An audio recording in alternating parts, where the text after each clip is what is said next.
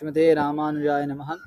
नवप्रणवशोभितं नवकषायखण्डाम्बरं त्रिदण्डमरिमण्डितं त्रिविधतत्त्वनिर्वाहकं दयाञ्चितदृगञ्जलं दलितवादिवाग्वैभवं शमादिगुणसागरं शरणमेमि रामानुजं येनाक्षरसमाम्नाय मदिगम्य महेश्वरात् कृत्स्नं व्याकरणं प्रोक्तं तस्मै पाणिनये नमः।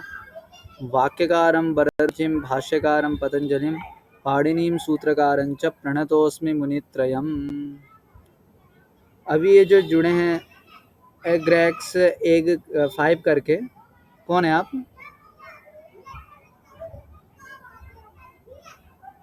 मेरा नाम विवेक गर्ग है। ओहो, मैं अपने दूसरी आईडी से जुड़ा हूँ आज। जी जी, वही अभी नया नाम लगा ना। क्या जी? ओके, तो आज है, कल के पाठ में क्या था हमारा कि उदात्त अनुदात्त स्वरित का ही बारे में चल रहा है कि कहाँ पर कैसा हो, कहाँ पर कैसा हो। आज है 49th 49वां श्लोक। चासस्तु वदते मात्राम द्विमात्रम त्वेषव। एक बार उच्चारण कर लीजिए अनम्यूट करके। जी सर। चाशस्तु वदते जी सर। मात्राम चाशस्तु मात्राम द्विमात्रम त्वेव वायसः द्विमात्रम त्वेव वासः वायसः वायसः हाँ। शिखीरौते त्रिमात्रम तु शिखीरोति त्रिमात्रम तु नकुलस्त्वर्धमात्रकम् नकुलस्तत्वमात्रकम् नकुलस्त्वर्धमात्रकम् नकुलः तु अर्धमात्रकम् नकुलस्त्वर्धमात्रकम् नकुलस्तत्वमात्रकम् तत्वने नकुलस्त्वर्धमात्रकम् त्वर्धमात्रकम् मात्रकम्। जी। अब जो है चाशः नाम मात्रा की दिवह नीलपक्षपुटो और ग्राम नीलकंठ नाम के एक पक्षी होती है, आप जानते हैं? नीलकंठ बोलते हैं जिसको हिंदी में, नीलकंठ पक्षी है। तो उसको, जिसको हम संस्कृत में बोलते हैं चाशः। तो नीलकंठ पक्षी की जो ध्वनि है वह क्या है? मात्रा। अर्थात नीलकंठ पक्षी जो है एक मात्रा में उच्चारण करती है। तो हमें जानना है कि एक मात्रा कैसी होती है। तो नीलकंठ पक्षी जिस रूप से उच्चारण करती है वह जो मात्रा है उच्चारण करने की, वह मात्रा है एक मात्रा, जिसको हम रस्व कहते हैं। द्विमात्रम त्वेव वायसः। द्विमात्रा में जो है वायस, वायस मतलब होता है कौआ, जिसको हम काकह बोलते हैं। तो कौआ जिस जैसा उच्चारण करता है वह है दीर्घ। शिखी रौति त्रिमात्रम च। रौति मतलब होता है उच्चारण करना, रौति मतलब होता है अव्यक्त शब्द करना। व्यक्त शब्द मतलब जो हम बोल रहे हैं तो व्यक्त शब्द हो गया। अव्यक्त शब्द जो करना उसे हम कहते हैं रौति है। तो सिखी रौति, सिखी किस प्रकार का? सिखी मतलब जिसका सीखा होता है। सीखा किसकी होती है? मयूर की। तो सीखी मतलब मयूर। मयूर जो उच्चारण करती है, मयूर जो उच्चारण करता है वह त्रिमात्रा में मयूर उच्चारण करता है। तो सिखी रौति त्रिमात्रम तु नकुलः, जिसका कोई कौल नहीं है, बभ्रुः लिखा है इधर। नकुलः मतलब होता है नेवला। नेवला जानते हैं आप? जो सांप को खाता है। तो जो अर्धमात्रा है, नकुल का जो उच्चारण है वह क्या है? अर्धमात्रा में है। तो स्पष्ट है। इसका मतलब ये है कि नीलकंठ पक्षी जैसे उच्चारण कर रही है वैसे हमें रस्व को उच्चारण करना चाहिए। काक जिस प्रकार से उच्चारण करता है, मतलब या मात्रा पे ध्यान देना है। काक कटु स्वर बोलता है तो हमें कटु उच्चारण नहीं करना है। स्पष्ट है आपको? काक तरह उच्चारण करना मतलब मात्रा में काक की तरह हमें उच्चारण करना है, और श्रवण में उसकी तरह नहीं होना चाहिए। माधुर्य तो मयूर की तरह होना चाहिए। आया ही था ये तो जो द्विमात वायस जो कौवे इत्यादि हैं वो सब का जो उच्चारण है वो क्या द्विमात्रा में है। और शिखी रौती मयूर जो है वो त्रिमात्रा में। नकुलस अर्धमात्रकम, अर्धमात्रा मतलब व्यंजन वर्णों का जो है अर्धमात्रा होती है। स्पष्ट है आपको? तो कई सारी चीज एक दूसरे में मेल नहीं खाती है, क्योंकि ऊपर बताया था कि कोई मात्रा ही नहीं होती है व्यंजन वर्णों की, अब यहाँ अर्धमात्रा बताएं। तो कुतीर्थादागतं दग्धम अपवर्णम च भक्षितम न तस्य पाठे मोक्षोस्ति पापाहेरिव किल्विषात्। कुतीर्थात गंदी जगह से आया हुआ, दग्धम, देखिए इसका दो अर्थ है ये पूरे श्लोक का, ध्यान से सुनिए। ये श्लोक में दो अर्थ समझ में आ रहा है हमें। कुतीर्थाद आगतम, तीर्थ मतलब स्थान, गलत स्थान से आया हुआ व्यक्ति, गलत स्थान, कुतीर्थाद आगतम, दग्धम जला हुआ, अपवर्णम नीच वर्ण का अथवा जिसका वर्ण अथवा जिसका वंश खत्म हो गया, और भक्षितम इत्यादि प्रकार से जो है, ये तो सामान्य अर्थ है। वैसे यहाँ पाणिनि शिक्षा संगत जो अर्थ है कुतीर्थात, कुतीर्थ मतलब क्या, तो अनधिगत सांग वेदात उच्चारण गुण दोषादि अनभिज्ञात अयोग्यात अध्यापकात आगतम प्राप्तम। इसका मतलब यहाँ इसका अर्थ है कि अनधिगत सांग वेदात, जिसने षडंग सहित वेद का अध्ययन नहीं किया, एक जिसने उच्चारणगत गुण और दोष को नहीं जाना, ऐसे अयोग्य अध्यापक से जो व्यक्ति पढ़ता है, जो व्यक्ति मतलब जो प्राप्त होता है विद्या में वहां पे, तो इसका मतलब क्या समझ में आ रहा है, यदि हम किसी अध्यापक से पढ़ रहे हैं तो पहले अध्यापक कैसा है उसको हमें जानना जरूरी है, ये नियम है। और ये तो हम ब्रह्म सूत्र में सुनने को मिलता है कि अध्यापक का पहले परीक्षण करना चाहिए, गुरु कैसा है, गुरु जान के ही गुरु को वर्ण करना चाहिए, नियम है हमारे संप्रदाय में भी, वेदांत में भी यही नियम है। तो क्यों है, इसीलिए क्योंकि कुतीर्थाद अनधिगत सांग वेदात उच्चारण गुण दोषादि अनविज्ञात अयोग्यात अध्यापकात आगतम प्राप्तम। दग्धम, दग्ध मतलब जला हुआ, तो वो उस अयोग्य अध्यापक से आया हुआ जो भी चीज है वो कैसा होता है, बोले दग्ध रज्जुन्याय न स्थितम। अच्छा, दग्ध रज्जुन्याय मतलब क्या होता है, बहुत बढ़िया, अच्छा है। दग्ध मतलब जला हुआ, रज्जु मतलब क्या बोलते हैं, रस्सी। तो आप रस्सी को जला दीजिए, एक रस्सी को सामने रख दे, जला दीजिए, अब वो जो राख बनेगी ना वो भी रस्सी जैसे ही दिखेगी, लेकिन है रस्सी नहीं है। अब दिखने में क्या लगेगी, तो रस्सी अथवा राख की रस्सी है, अथवा रस्सी की राख है, राख की रस्सी ऐसा हमें समझ में आएगा। तो वो क्या आभास मात्र है, तो जिस प्रकार वह आभास मात्र है उसी प्रकार से दग्ध रज्जुन्यायन स्थितम आभास मात्रम निर्वीर्य अपवर्णम अपगत वर्णम मतलब गलत वर्ण, भक्षितम अंतर्दंतकेन अस्पष्टम उच्चारितम, मतलब दांत के अंदर ही रह गया हो, अथवा कोई अक्षर लोप, अपवर्ण मतलब गलत वर्ण उच्चारण करना, भक्षित मतलब उच्चारण ही नहीं करना, वो वर्ण ही खा जाना मुंह में। प्राय आजकल जो बच्चों में जो चीज देखा जाता है कि आधा चीज तो मुंह में गायब हो जाता है, कुछ पूछते हैं तो हो गया भक्षितम। न तस्य पाठे मोक्षोस्ति, उसका पाठ में कोई मोक्ष नहीं है, उसमें उसका पाठ में कोई अधिकार नहीं है। इसे स्पष्ट है आपको, केना स्पष्ट है, अपि न तस्य तादृशस्य ब्राह्मणः, ऐसा कोई ब्राह्मण है जो इस प्रकार से पढ़ा है तो उसका कोई पाठ में अधिकार नहीं है। जबकि पापा है रिव किल विषात, ये सब क्या है, ये तो पापा है, पापा पाप रूपी सर्प, स्पष्ट आपको, अहि मतलब होता है सर्प, तो पापा है मतलब दुष्ट सर्प लिखा है, दुर्प यथा किल विषात पापात मोक्ष नहीं अस्ति। जिस प्रकार से दुष्ट सर्प से मोक्ष नहीं मिल पाता है, उसी प्रकार से पापों से भी कभी तुम्हें मुक्ति नहीं मिलेगी। मुक्ति मतलब वो वैकुंठ वाली मुक्ति नहीं, इन सब चीजों से, जो कर्म फल से बंधन से, मतलब जो तुम्हें पाप मिल रहा है वो पाप मिलेगा ही मिलेगा, पाप से छुटकारा नहीं मिलेगा, पाप रूपी सर्प से तुम्हें छुटकारा नहीं मिलेगा यदि इस प्रकार से यदि हम पढ़ते हैं। स्पष्ट आपको समझ में आ गया, ये आगे बढ़े।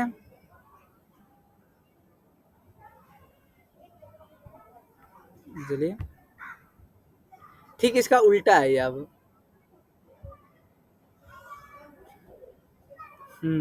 कोई एक जन उच्चारण कर लीजिए अनम्यूट करके। सुतीर्थादागतम व्यक्तम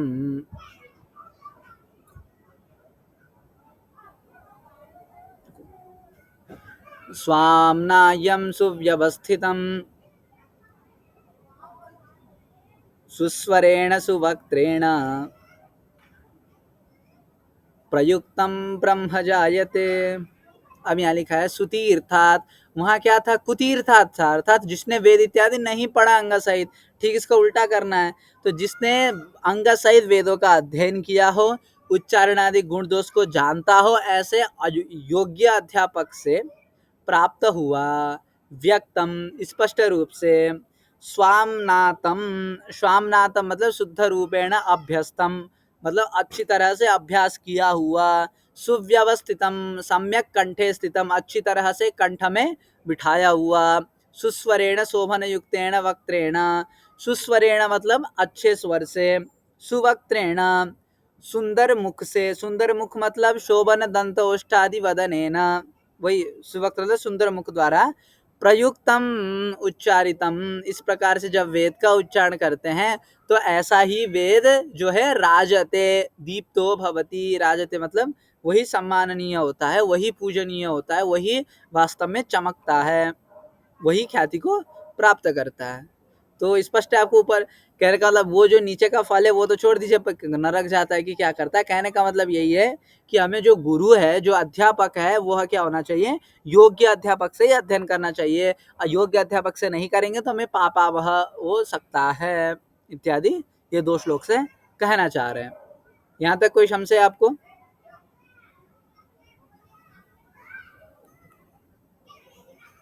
कोई संशय है? नहीं, बढ़िया है। जी आगे चलते हैं। अब जो है बहुत प्रसिद्ध श्लोक है ये, शायद सबको याद भी होगा, अनम्यूट कर सकते हैं। मंत्रो हीनः स्वरतो वर्णतो वा मिथ्या, मंत्रोहीनं स्वरस्तो हाँ, वर्णतो वा मिथ्या प्रयुक्तो न तमर्थमाः, मिथ्या प्रयुक्तो न समर्थमाः। स वाग्वज्रो यजमानं हिनस्ति, स वाग्वज्रो यजमानं हिनस्ति, यथेन्द्र शत्रुस्वरदोपराधात्, यथेन्द्रशत्रुः स्वरतोपराधात्। देखिए मंत्रः स्वरतः वर्णतः वा हीनः कहा, तो जो मंत्र यदि हम उच्चारण करते हैं वह मंत्र स्वर से अथवा वर्ण से किसी एक चीज से भी हीन हो तो मिथ्या प्रयुक्त, मिथ्या प्रयुक्त मतलब जिस प्रकार से मंत्र का उच्चारण करना चाहिए था, जिस स्थान पर उच्चारण करना चाहिए था, उस प्रकार से नहीं किया। नतम अर्थमाह, उस मंत्र का अर्थ वह नहीं जानता, वो मंत्र क्या कहना चाह रहा है उस चीज को जो पंडित नहीं जानता।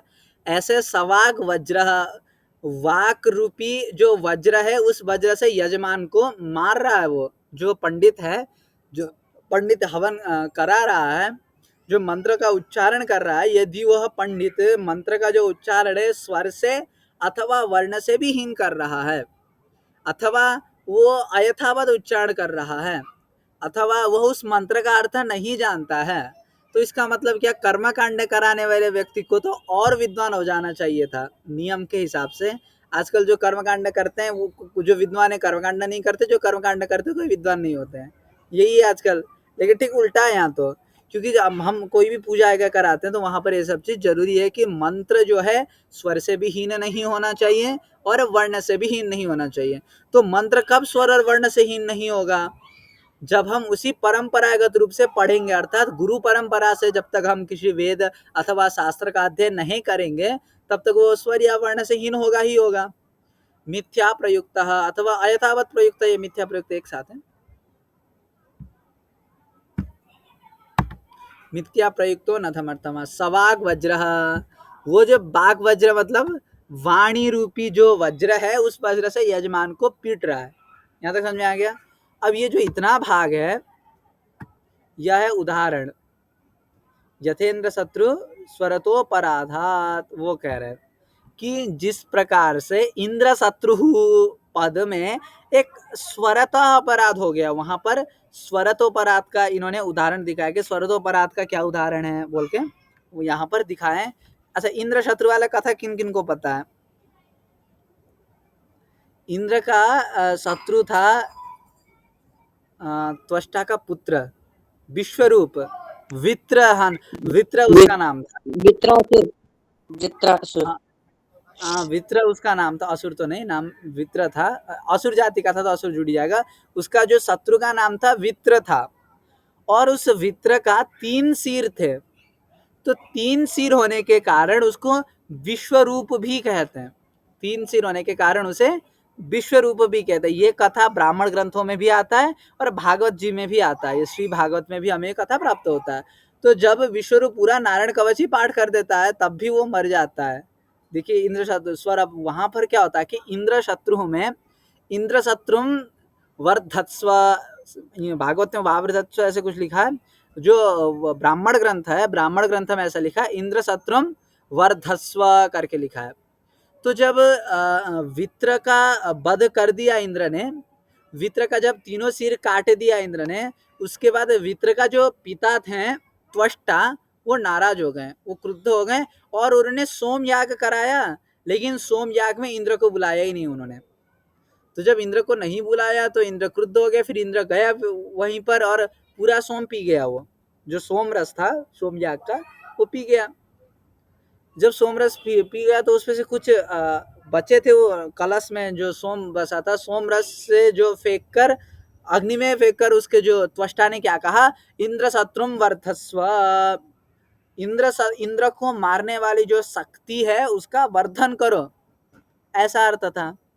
तो ऐसा अर्थ, मतलब इस अर्थ में उच्चारण करना, तो जैसा ये मंत्र से उन्होंने किया तो अग्नि से वित्र आ गया, वित्र की उत्पत्ति हुई।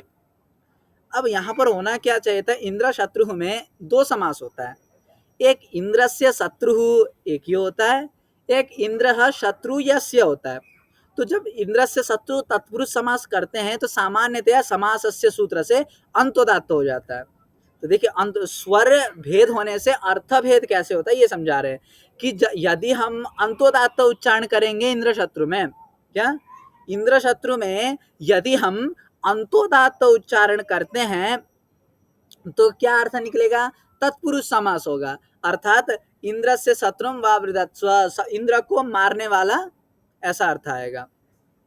लेकिन इन्होंने क्या कर दिया कि इंद्र में जो है आद्युदात्त कर दिया। इंद्र में आद्युदात्त कर दिया मतलब इंद्र में जो इन भाग है उसको उदात्त किया। कैसे, तो जब बहुब्रीहि समास करते तब जाके हमें उदात्त होगा। पूर्व पद प्रकृति स्वर कहते हैं, बहुब्रीहि प्रकृत्या पूर्व पदम, ऐसे करके कुछ सूत्र है पाणिनि व्याकरण में। तो वहां पर जो है पूर्व पद प्रकृति स्वर होने के कारण इंद्र में क्या हो गया, आद्युदात्त हो गया, जिसका अर्थ हो गया कि इंद्र जिसको मारेगा। इंद्र शत्रु मतलब शत्रु शब्द का अर्थ यहाँ पर गौण अर्थ ना होकर यौगिक अर्थ ही है यहाँ पर शत्रु शब्द का। तो शत्रु मतलब होता है शासिता, शासिता मतलब मारने वाला। तो स्वर के अपराध से, स्वर के त्रुटि के कारण क्या हो गया, उसी विश्वरूप का वध हो गया। इससे हमें क्या समझ में आता है कि जब भी हम यज्ञ में कहीं भी मंत्र का उच्चारण करते हैं तो हमें स्पष्ट रूप से उच्चारण करना चाहिए। नहीं एक स्वर से भी यदि हम च्युति हो जाती है, स्वर से भी यदि हम च्युत हो जाते हैं तो वहां पर इस प्रकार के दोष दिखते हैं। स्पष्ट है आपको। और एक प्रसिद्ध श्लोक है, नकरानो न लंबोष्टो नाव्यक्तो नानुनासिकः गदगदो बद्धजिह्वश्च न च न वर्णान वक्तुमर्हसि। इस संसार यदि आप समझ लिए कि पंडित क्या है, पंडित में यदि कोई ये सब गलतियां दिखते हैं तो पूजा नहीं कराना चाहिए। एक करालह, कराला मतलब जिसके लंबे लंबे दांत हो, लंबोष्ट जिनके ओष्ठ बाहर निकले हुए हो, नाव्यक्त जो स्पष्ट नहीं बोलते हो, नानुनासिक जो एक नाक से उच्चारण करते हो, गदगद, गदगद मतलब जो है करके बोलते हैं, क्या बोलते हैं उसको हिंदी में, गदगद बोलते हैं हिंदी, संस्कृत में बकलाने क्या बोलते हैं उसको, हकलाना, हकलाना। जो हकलाकर उच्चारण करता है उनको, उनसे भी उच्चारण नहीं करवाना चाहिए वेद का। और बद्ध जिह्वा जिनका वर्ण ही स्फुटित रूप से बाहर नहीं निकल पाता है, ऐसे लोगों को नवर्णान वक्तुम अर्हति हैं, ये लोग कभी वर्ण का सही ढंग से उच्चारण कर ही नहीं पाएंगे करके ये पाणिनि शिक्षा में पाठवेद कई प्राचीन ग्रंथों में श्लोक मिलता है। नकरालो लंबोष्टो नाव्यक्तो नानुनासिकम गदगदो बद्ध जिह्वश्च नवर्णान वक्तुम अर्हति, इस प्रकार से श्लोक है। तो आपको श्लोक समझ में आ गया। अब ये है कि अनक्षरम हतायुष्यम मैंने ऊपर हतायुष्यम लिखा है, नीचे अनायुष्यम लिखा है। दो चीज याद रखिएगा, यहाँ पर क्या लिखा है, हतायुष्यम लिखा है और यहाँ पर अनायुष्यम लिखा है। दोनों का मतलब एक ही आता। तो अनक्षर, अच्छा म्यूट अनम्यूट कर लीजिए कोई एक। अनक्षरम हतायुष्यम, अनरक्षम अनायुक्षम हाँ हतायुष्यम, अनरक्षम हतायुष्यम विश्वरम व्याधि पीड़ितम, विश्वरम व्याधि पीड़ितम अक्षता शस्त्र रूपेण, अक्षात शस्त्र रूपेण वज्रम पतति मस्तके, वज्रम पतिति मस्तके पतति मस्तके, वज्रम पतति मस्तके। मस्तके। पंडित जी टीका लगा रहे हैं और पंडित जी मंत्र पढ़ रहे हैं, नमो गोभ्य, क्या बोलते हैं, ये सर्वदेव नमस्कारान केशवम प्रति गच्छति बोल के टीका लगा रहे हैं पंडित जी। अथवा स्वस्ति न इंद्रो वृद्धश्रवा स्वस्ति न पूषा विश्ववेदा करके पंडित जी टीका लगा रहे हैं। अब वहां पर जो अक्षत है, यदि मंत्र गलत है तो अक्षता शस्त्र रूपेण, वो जो अक्षत चढ़ा रहे हैं मस्तक में, वो क्या वज्र बन के गिर रहा है यजमान के सिर पे।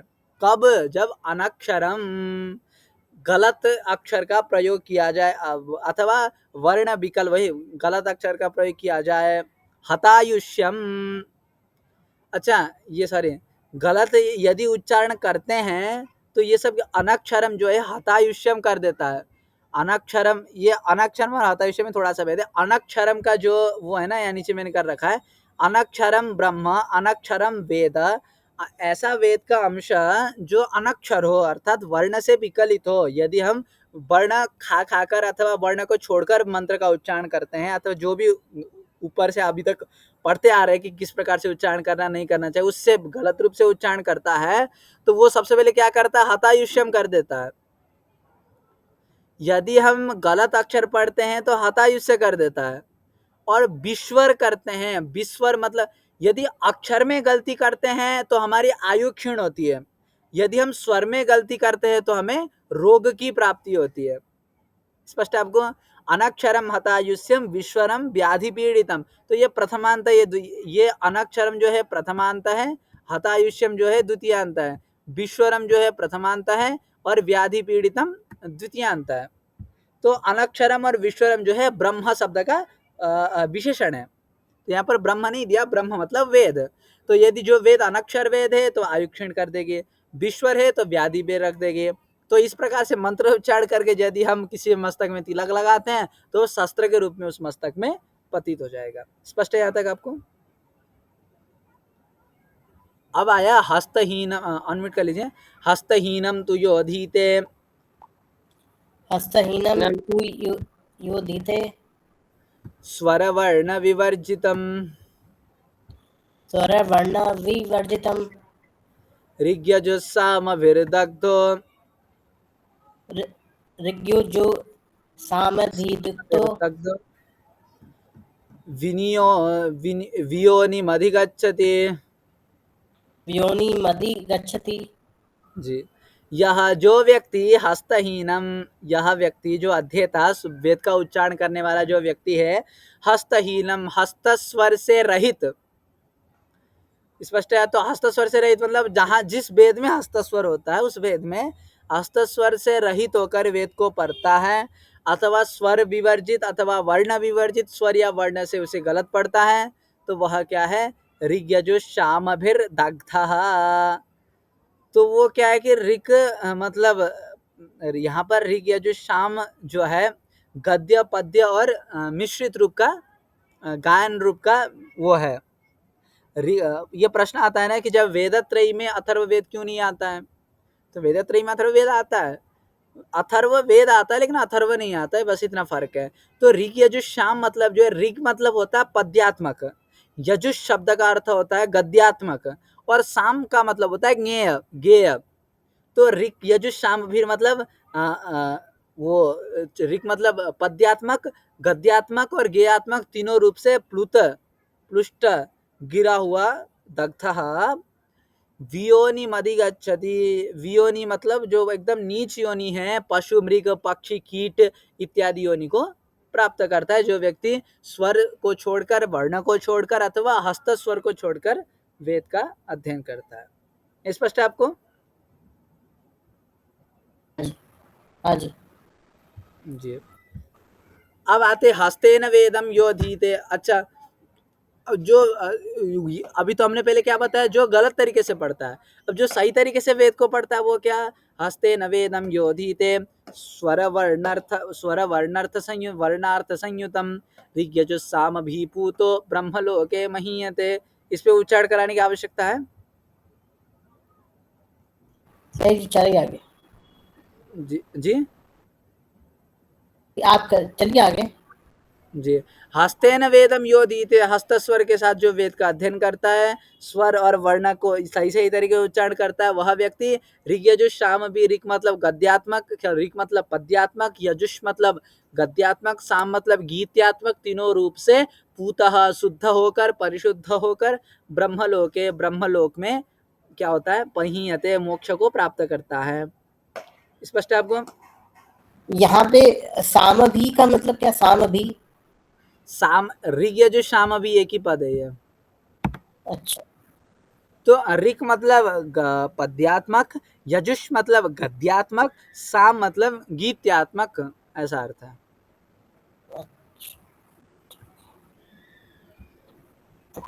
हाँ। शंकरः शंकरीं प्रादात्, जो शङ्करः शाङ्करीं प्रादात् दाक्षीपुत्राय धीमते, दाक्षीपुत्राय धीमते, दाक्षीपुत्राय नहीं, दाक्षीपुत्राय धीमते, दाक्षीपुत्राय धीमते, पुत्राय नहीं, दाक्षीपुत्राय धीमते। चले, वाङ्मयेभ्यः समाहृत्य, वाङ्गयेभ्यः समाहृत्य, वाङ्गयेभ्यः नहीं, वाङ्मयेभ्यः समाहृत्य, वाङ्मयेभ्यः समाहृत्य, हृत्य देवीं वाचमिति स्थितिः।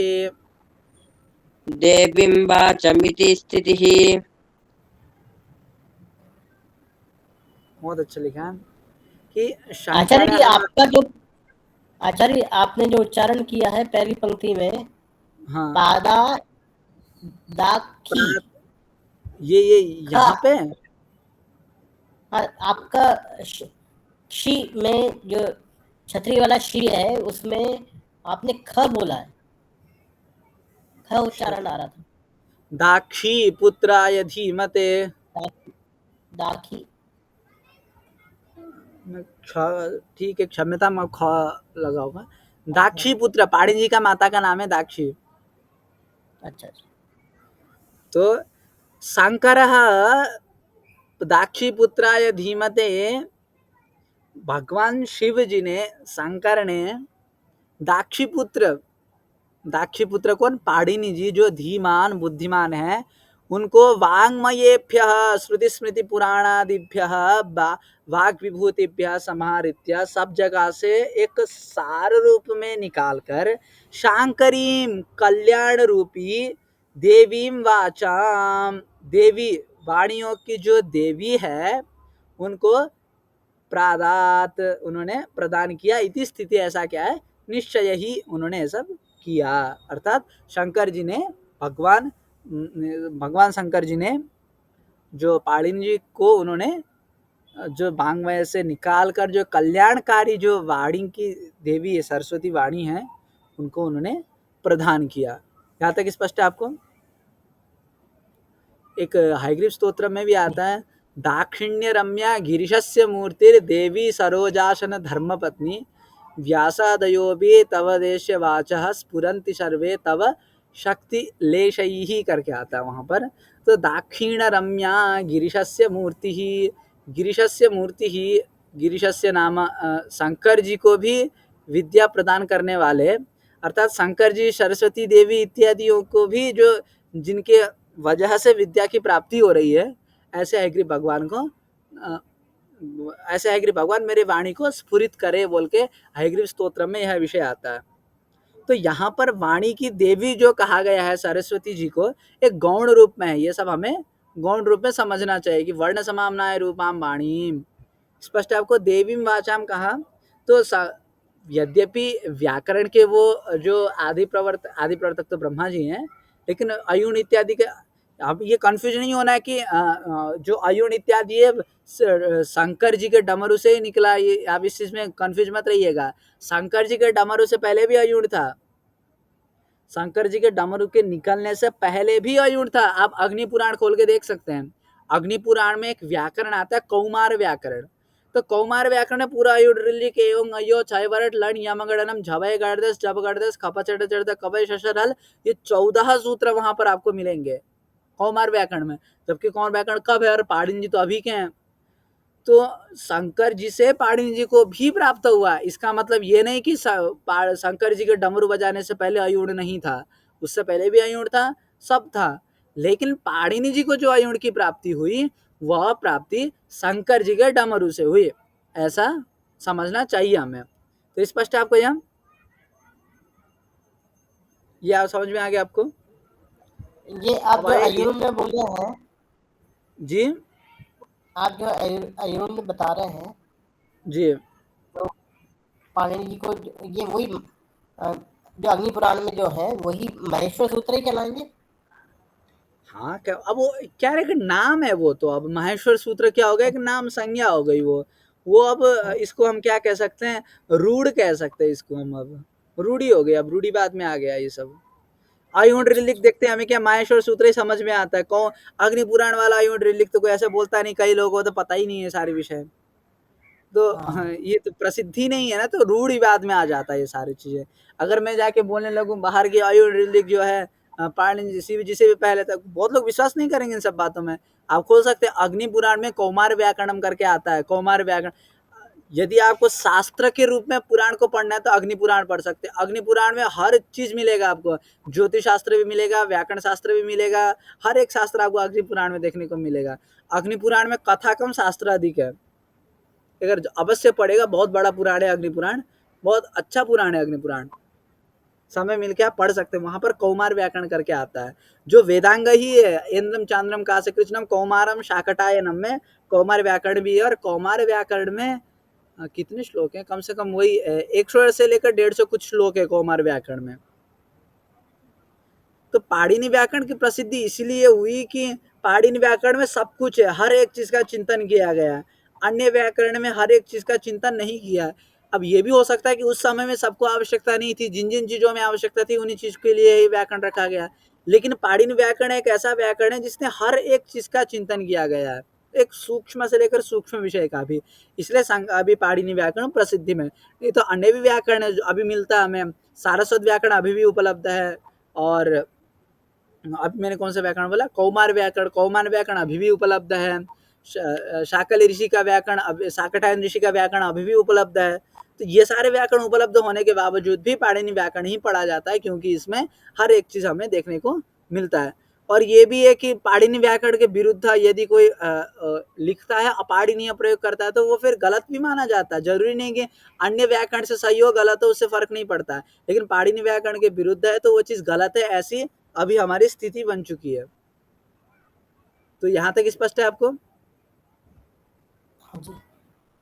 अब आए येनाक्षर समाम्नाय मधिगम्य महेश्वरात् कृत्स्नम व्याकरणम प्रोक्तम तस्मै पाणिनये नमः। जिन्होंने अक्षर समाम्नाय अधिगम्य महेश्वरात्, ये ना जिन्होंने पाणिनि जी ने, मतलब जिन्होंने महेश्वरात्, महेश्वर शब्द क्या है, शिव जी में रूढ़ है, तो महेश्वरात् महेश्वर से अक्षर समाम्नाय, समाम्नाय मतलब होता है वेदों के मंत्रों को समाम्नाय कहते हैं। तो अक्षर समाम्नाय इसलिए कहा इन्होंने कि अयुण इत्यादि जो है, अयुण इत्यादि जो है वेद के समान है, इसलिए कई पंक्ति आती है भाष्य में, छंदोवत सूत्राणि भवन्ति, परिभाषा की भाष्य पंक्ति कुछ है, छंदोवत सूत्राणि भवन्ति करके आता है कि पाणिनि जी के जितने भी सूत्र हैं वो सब क्या छंद के समान है।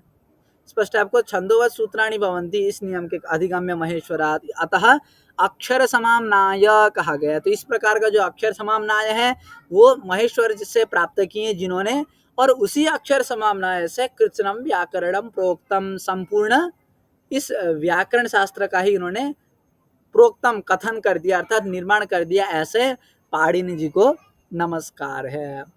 तो कहीं ना कहीं इससे भी स्पष्ट प्रतीति हो रही है कि यह ग्रंथ पाणिनि जी ने नहीं लिखा है। यदि लिखते तो कौन अपने आप को प्रणाम करेगा, इस प्रकार से तो नहीं कर सकता।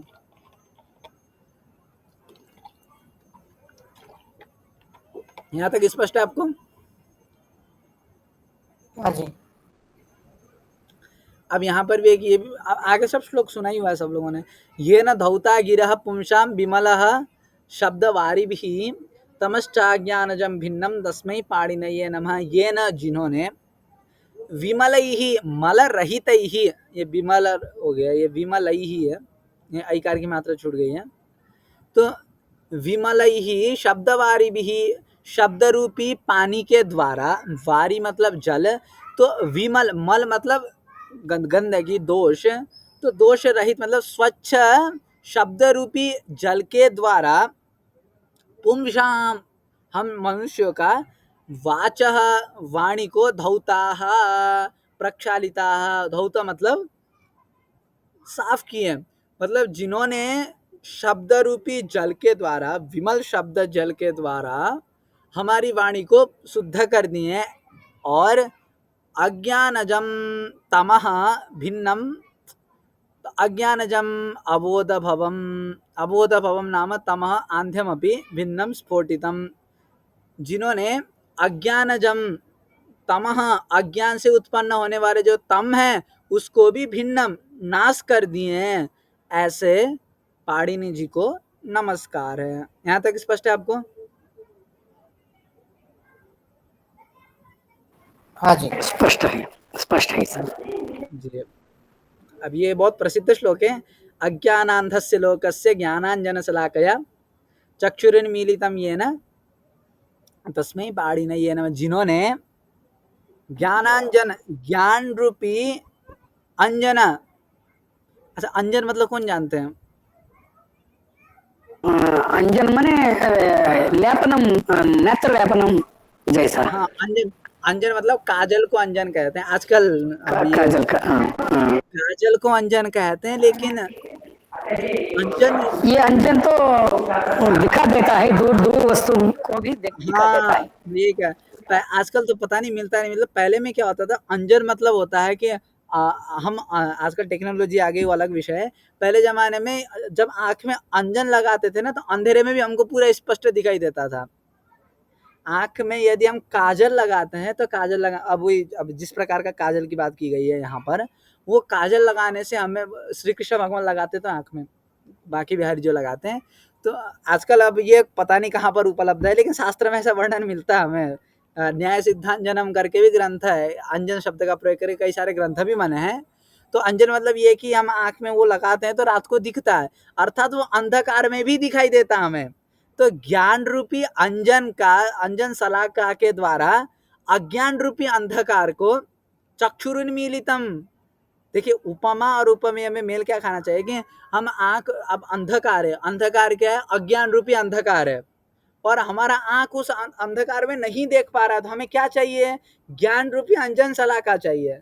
तो ज्ञान रूपी अंजन शलाका के द्वारा, शलाका मतलब तिनका, तो ज्ञान रूपी अंजन शलाका के द्वारा जिन्होंने उन्मीलितम, हमारे आंख खोल दिए हैं।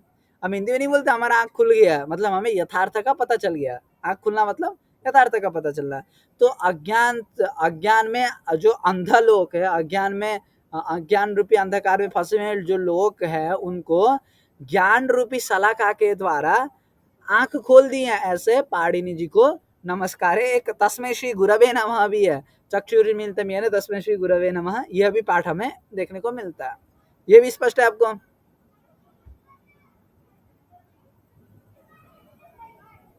अब आया फलश्रुति। त्रिनयनम अभिमुख निश्रितामिमाम यह पठेत प्रयतः सदा द्विजः। जो ब्राह्मण, ब्राह्मण मतलब वेदाध्ययन करने वाला जो व्यक्ति है, वह त्रिनयनम अभिमुख निश्चिताम इमाम, भगवान शंकर जी को, अथवा भगवान शंकर जी के मुख से निकली हुई ये जो शिक्षा है, इसका मतलब ये नहीं भगवान शिव जी ने शिक्षा नहीं बनाई है, मतलब ये जो ग्रंथ है उन्होंने नहीं बनाया, इस ग्रंथ में जो सिद्धांत है वो भगवान शंकर का है। तो त्रिनयनम अभिमुख निश्चिताम इमाम यह पठेत प्रयतः सदा द्विजः, जो द्विज नित्य प्रतिदिन प्रयत्न पूर्वक इसका पाठ करता है वह क्या होता है, धन धान्य पशु कीर्तिमान, धन धान्य पशु कीर्ति इत्यादि को प्राप्त करता है। सुखम अतुलम च समस्नुते दिवि इति, दिवि इति, दिवि वो इति अगाड़े, दिवि मतलब स्वर्ग में जाकर भी अतुल सुख, अतुल सुख मतलब अनंत सुख की प्राप्ति करता है। तो दिवीति दिवीति इसलिए कहा कि ये हमारे नियम है कि प्रकाशन्ते महात्मनः, प्रकाशन्ते महात्मनः, श्वेताश्वत और उपनिषद को अंतिम में ऐसा कहते हैं। तो हम किसी भी चीज का समापन करते हैं तो उसका 2 बार उच्चारण करते हैं, ये नियम है। तो इसलिए दिवीति दिवीति 2 बार पढ़ दिया गया है।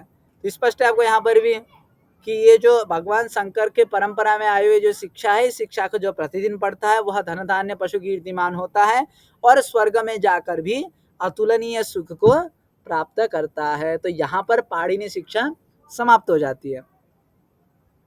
अब कुछ बचा, अब यहाँ तो खत्म हो गया। अत शिक्षा आत्मदातश्च हकारम स्वराणाम यथा गीति अजोस्पृष्टोदात्तम चाशस्तु शंकर एकादशः। ये जो है मैंने आपको शुरू में बताया था कि 11 खंड है पाणिनि शिक्षा में। कितने खंड है? 11 खंड है। 11 खंड मतलब 5-5 श्लोकों का एक खंड है। तो सबसे पहला श्लोक क्या है? शिक्षा।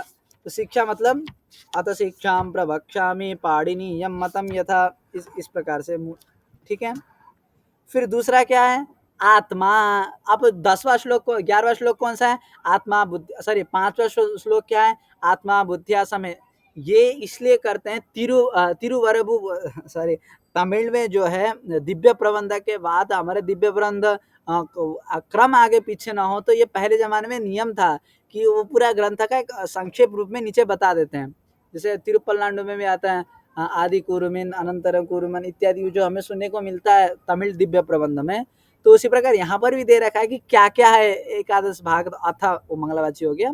शिक्षा मतलब अथ शिक्षां प्रवक्ष्यामि पाणिनीयं मतम यथा, ये हो गया। आत्मा मतलब आत्मा बुद्धिया समेत अर्थान मनोयुक्ते विवक्षे, ये हो गया। और ये हो गया उदात्तश्च मतलब उदात्तश्च अनुदात्तश्च स्वरितश्च स्वरास्त्रयः, ये वाला श्लोक हो गया। और हकार मतलब हकारम पंचमैर्युक्तम अंतस्था विजय संयुतम, ये वाला हो गया। स्वराणा मतलब स्वराणा मूष्मणाम चैव, ये वाला श्लोक आ गया। अब आया घी मतलब गीति पृष्ठि, क्या था? गीति शीघ्री सिरः कंपी तथा लिखित पाठक, ये आ गया। फिर कहाँ पहुंच गए?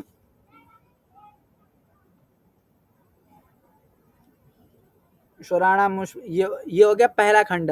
शिक्षा तक हो गया पहला खंड। आत्मा से हो गया दूसरा खंड। उदात्त से हो गया तीसरा खंड। हकार से हो गया चौथा खंड। फिर आया स्वराणाम से हो गया 5वां खंड। फिर आया गीति मतलब गीति शीघ्री सिरः कंपी, यहाँ से जो है हो गया 7वां खंड।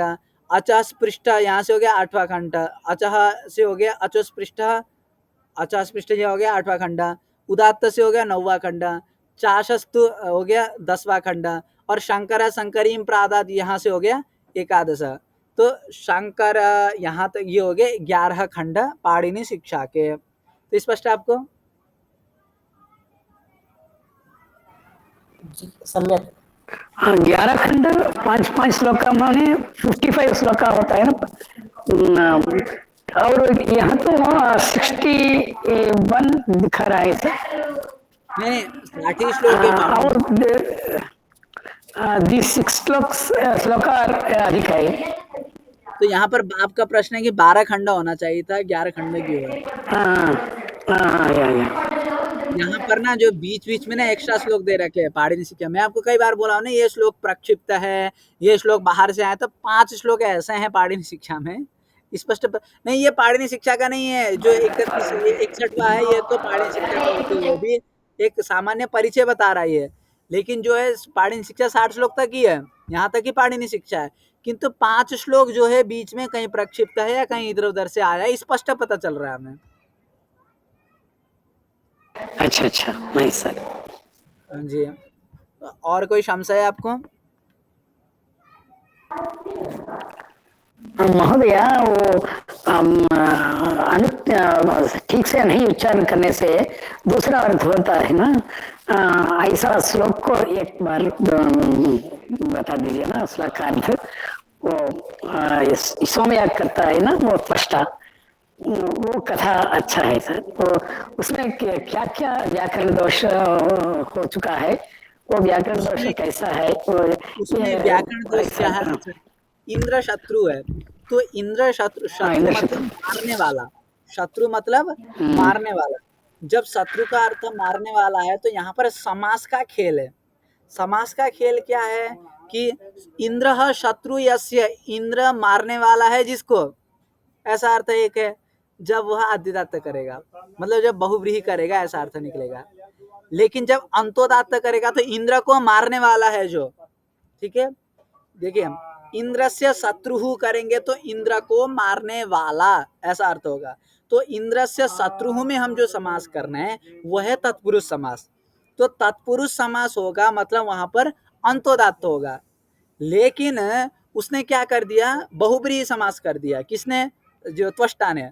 त्वष्टा ने बहुब्रीहि समास करके क्या कहा कि आद्युदात्त कर दिया। आद्युदात्त मतलब यहाँ पर बहुब्रीहि समास कर दिया, क्योंकि यदि तत्पुरुष समास होता तो अंतोदात्त होगा, लेकिन बहुब्रीहि समास होगा तो पूर्व पद प्रकृति स्वर होगा। पूर्व पद प्रकृति स्वर मतलब यह होता है कि समास से पहले पूर्व पद का जो स्वर था वही होगा। अर्थात इंद्र शत्रु है तो समास से पहले पूर्व पद क्या? इंद्र।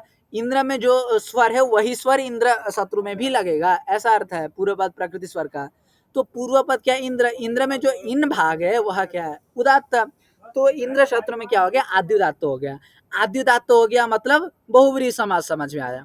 यदि वहां पर अंतोदात्त होता तो तत्पुरुष समास समझ में आता। तो अब अभी तक तो हम ये समझ रहे कि आद्युदात्त और अंतोदात्त का फल क्या निकला कि आद्युदात्त करेंगे तो बहुब्रीहि समास समझ में आएगा, अंतोदात्त करेंगे तो तत्पुरुष समझ में आएगा। ये समझ में आ गया श्रीनिवास जी? जी सर, जी सर। हाँ। अब देखिए तत्पुरुष समास करेंगे और बहुब्रीहि समास करें तो क्या फर्क पड़ रहा है? बहुब्रीहि समास करेंगे तो इंद्र शत्रु यस्य, इंद्र जिसको मारेगा, मतलब इंद्र जिसको मारने वाला है ऐसा अर्थ निकलेगा एक। जब हम आद्युदात्त करेंगे जो उसने बोला, जो त्वष्टा ने ऐसा बोला। लेकिन जब हम तत्पुरुष करेंगे तो तत्पुरुष में क्या होगा? इंद्र से शत्रु, इंद्र को मारने वाला, ऐसा अर्थ निकलेगा। तो देखिए एक स्वर की गड़बड़ी से, मंत्र गड़बड़ नहीं है, अक्षर वही है, लेकिन स्वर से भी क्या हो जाता है? स्वर। समास में बहुत अर्थ का फर्क पड़ रहा है। लोक में ऐसा है ना, समास से हम आजकल तो, लेकिन निरंकुशः कवयः कहते हैं। कवि लोगों को कोई इन सब चीज़ों से मतलब नहीं होता है। अन्नम भट्ट कहते हैं, बहुत बढ़िया हास्य पद है, कि कवियों को व्याकरण के नियम से कोई मतलब नहीं होता, अपने हिसाब से नियम चला देते हैं वो लोग। तो आज देखिएगा काव्य में जितने भी द्व्यर्थक अर्थ निकल रहा है, आप देखोगे एक श्लोक के दो दो अर्थ निकलते हैं। निकालते नहीं निकालते हैं कि पीछे से पढ़ो अलग अर्थ आता है, आगे से पढ़ो, वो कभी हो ही नहीं सकता, असंभव। ऐसा कभी हो ही नहीं सकता कि एक श्लोक से दो अर्थ निकले। आप निश्चिंत मानिए एक श्लोक से कभी दो अर्थ निकल ही नहीं सकता यदि उस श्लोक में स्वर लगाओ। तो अब क्या है ना, अब हम जो है निरंकुशः कवयः, कवि लोगों के लिए ये नियम नहीं है। अब हम बहुत सारे नियम ये भी पढ़ते हैं कि कर्ता का फल, क्रिया का फल कर्ता को जा रहा है तभी आत्मनेपद होता है, नहीं तो आत्मनेपद नहीं होता है। ऐसा कहाँ प्रयोग करते हैं? ऐसा हम आत्मनेपद प्रश्नपद ऐसे नॉर्मली हर जगह पर प्रयोग करते थे, कोई मतलब ही नहीं है। हाँ, विशेष जगह पर जहाँ पर सूत्र ने ही कहा है वहां पर ध्यान देते, अलग विषय है। नहीं तो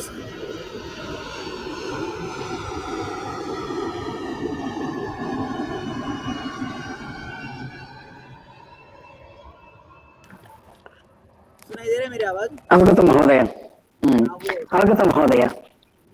हाँ तो इसमें आपका ये कहना है कि एक से अधिक अर्थ नहीं निकलते हैं, मतलब वेद में एक से अधिक अर्थ नहीं निकलते श्लोक के। स्वर का प्राधान्यता है इसमें, स्वर प्राधान्यता है इसलिए। हाँ, स्वर को देखेंगे तो फिर कैसे निकलेगा? 50 अर्थ कैसे निकालोगे? मैं अभी कहा ना, अंतोदात्त करेंगे तो ऐसा अर्थ निकलेगा, आद्युदात्त करेंगे तो ऐसा अर्थ निकलेगा। अब कहीं देखिए ये हो गया समासगत।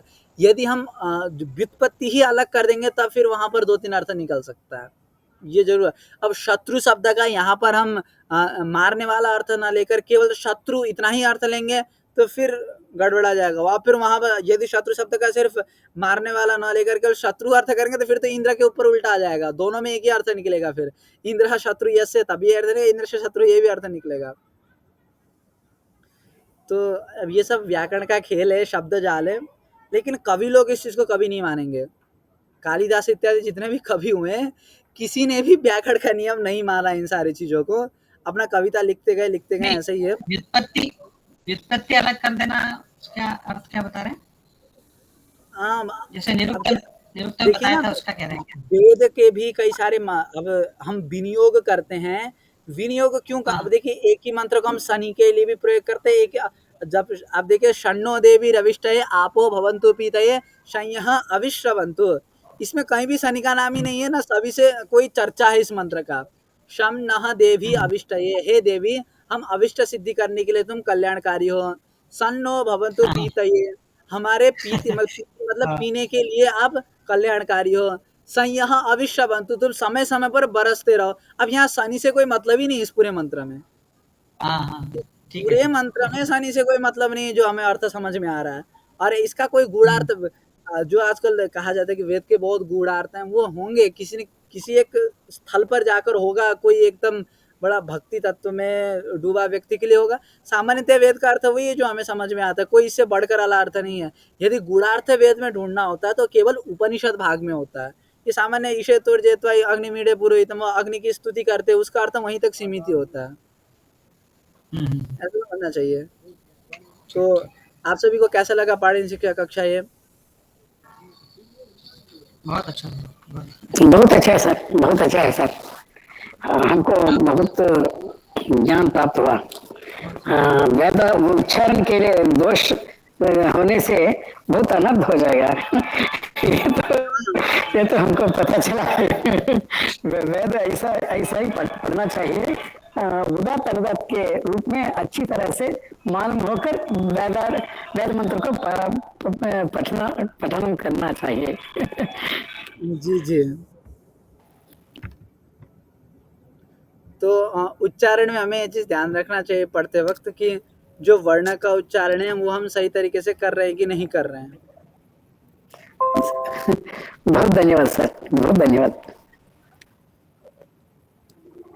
और कोई जिज्ञासा है आपको? जी हाँ, निरुक्तम द्वितीय अध्याय हम पढ़ेंगे सर। जरूर जरूर। हाँ, निरुक्त का दूसरा अध्याय बिल्कुल पढ़ना चाहिए। जी, वो भी अभी कर रहे हैं। अभी जो है साहित्य दर्पण का भी क्लास प्रारंभ होने वाली है। अच्छा। तो सबसे पहले आप ही को बता दूं, अभी हमने किसी को बताया नहीं अभी तक, केवल कोर्स बना के ही रखे हैं। साहित्य दर्पण का कक्षा शुरू होने वाली है, प्राय रक्षाबंधन के बाद ही शुरू होगा। अच्छा। साहित्य दर्पण यूजीसी नेट जीआरएफ में जितना लगा है पूरा ही, प्रथम अध्याय द्वितीय, प्रथम परिच्छेद द्वितीय परिच्छेद ऐसा नहीं है, संपूर्ण साहित्य दर्पण भी नहीं है।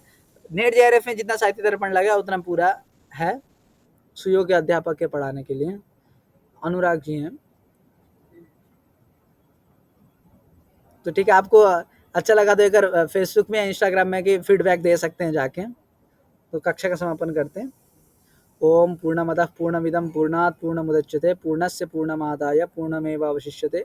ओम शांति शांति शांति। अभी ग्रुप से लेफ्ट मत हो जाइएगा। मैं 1-2 दिन में ना, आप उन्होंने कहा कि 2 दिन बाद, तो एक आत्मा परीक्षा के रूप में आप अपने लिए ही एक बार परीक्षा देकर देख सकते हैं कि हमने कितना अर्जन किया।